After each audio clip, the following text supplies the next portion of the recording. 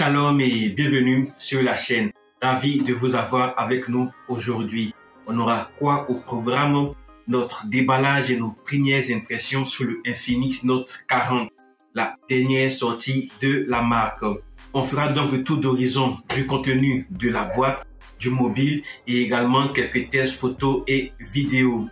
Abonnez-vous pour ne pas manquer notre test complet qu'on fera sur ce mobile. Allez, on va démarrer ce déballage juste après ça.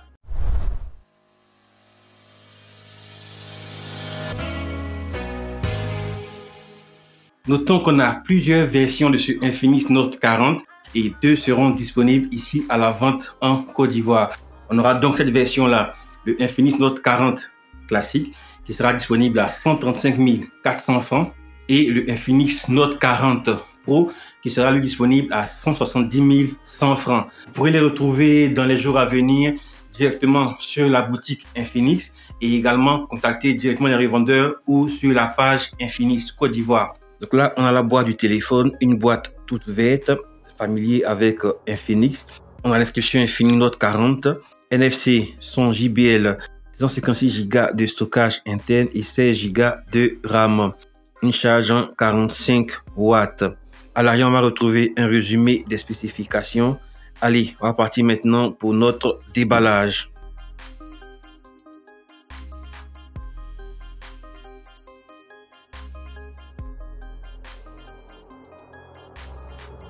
Un SIM éjecteur, une coque de protection avec le MagSafe, un anti-choc rigide, un kit de nettoyage de l'écran pour l'anti-choc, des autocollants Infinix Note Series. On aura ensuite le téléphone, le Infinix Note 40. On va le poser là, on va y revenir. Le chargeur secteur de 45 watts, les écouteurs en USB type C et le câble de recharge.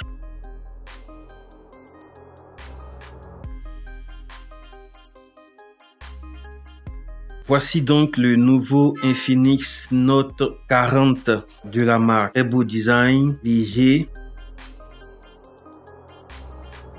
Sur le côté droit, on a le bouton de volume haut, volume bas d'allumage. Sur le côté gauche, on n'aura aucun port. Sur le haut du mobile, on aura le second haut-parleur, le micro ambiant. Au bas du mobile, on aura le port SIM, le micro, le port USB type C et le haut-parleur principal. On a un port SIM qui supporte 2 cartes nano SIM, pas de carte mémoire. À l'arrière du mobile, on va retrouver les différents capteurs. Un capteur principal de 108 mégapixels, un second capteur de 2 mégapixels pour faire le champ et un troisième capteur A. On trouvera également le flash LED ainsi que la LED de notification. L'arrière du mobile a un très beau design. Au toucher, c'est également agréable. Ça le fait de très belles finitions pour ce téléphone là. Sur la face avant, on aura l'écran de 6,78. On va également retrouver le capteur photo de 32 mégapixels. Voilà un tout petit peu ce que ça donne avec son fourreau. Vous avez une idée de ce que ça peut faire avec le fourreau et également avec le chargeur MagSafe. On va maintenant partir pour le premier allumage et la configuration du téléphone.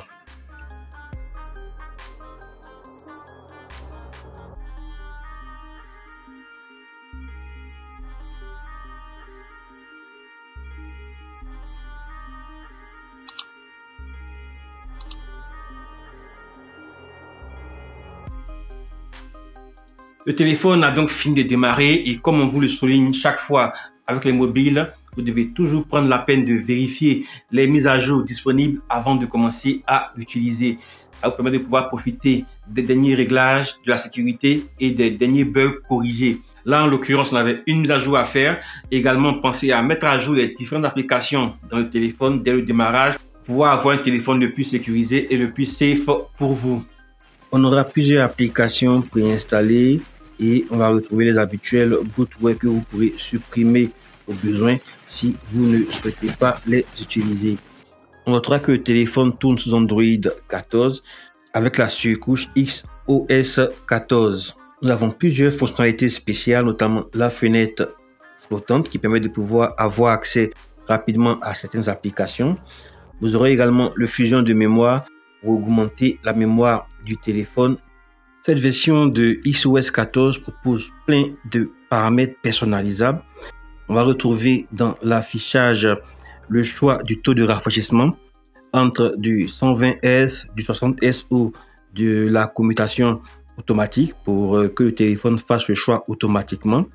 Vous aurez également la possibilité de planifier l'utilisation du mode sombre avec les horaires que vous voulez pour chacun des deux modes. On a la présence d'un mode haute luminosité pour pouvoir augmenter la luminosité si vous êtes dans un endroit où il y a beaucoup trop de lumière. Vous pourrez également changer la taille de la police d'affichage. Autre point personnalisable, vous pourrez modifier le style de couleur, des couleurs vives ou les couleurs d'origine, des couleurs plus chaudes ou des couleurs plus fraîches ou le mode par défaut. Moi, je vais plutôt opter pour les couleurs vives.